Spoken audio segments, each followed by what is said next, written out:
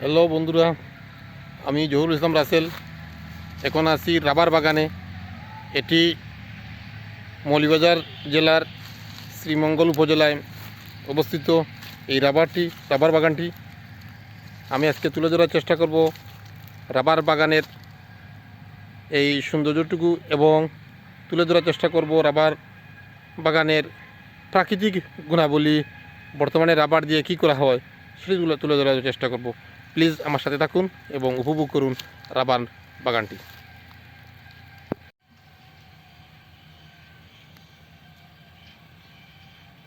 এটি একটি রাবার বাগান, বিশাল একটি রাবার বাগান। দেখুন চতুর্দিকে। এটি মৌলভীবাজার জেলার শ্রীমঙ্গল উপজেলার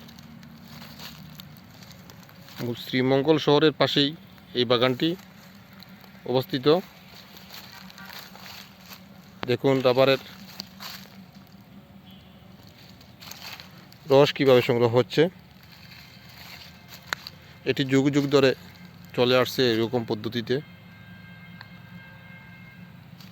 প্রতিটি গাছে, এই বাগানের প্রতিটি গাছে এরকম রাবার গাছের পাশেই, প্রতিটি গাছের পাশেই একটি করে বাটির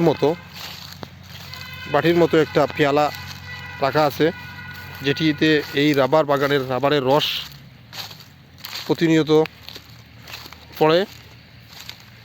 এটি দিয়ে পরবর্তীতে রাবারের কার্যক্রম করা হয়ে থাকে। সারি সারি রাবার, দেখুন কি সুন্দর পরিবেশটা।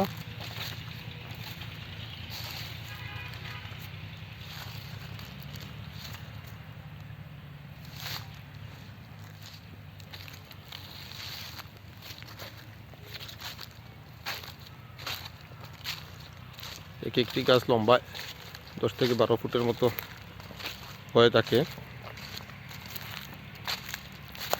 এবং ছোট্ট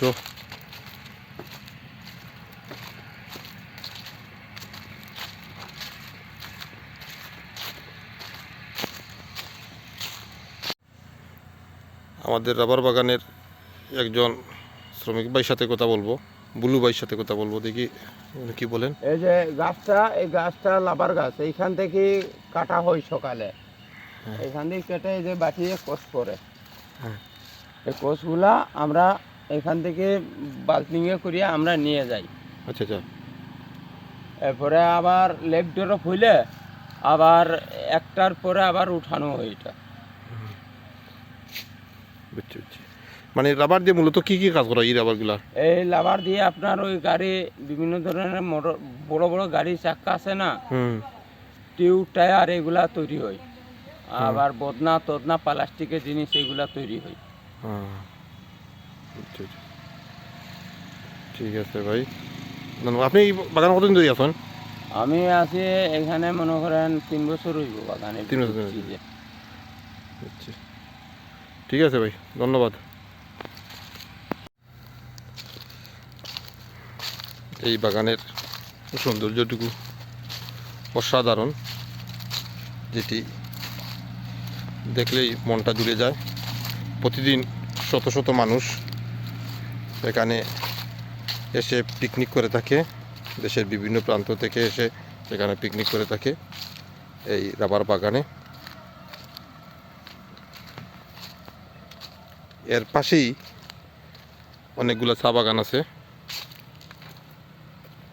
এটা ফিনলে টি কর্তৃপক্ষের আওতাধীন এই রাবার বাগানটি।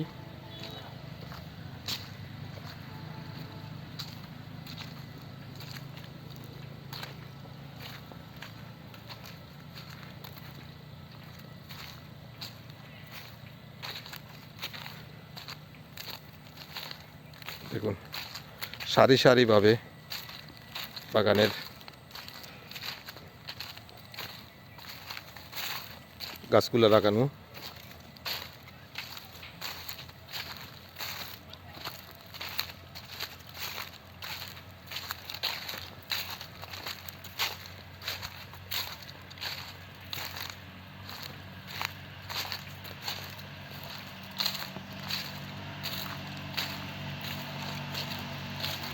দেখুন।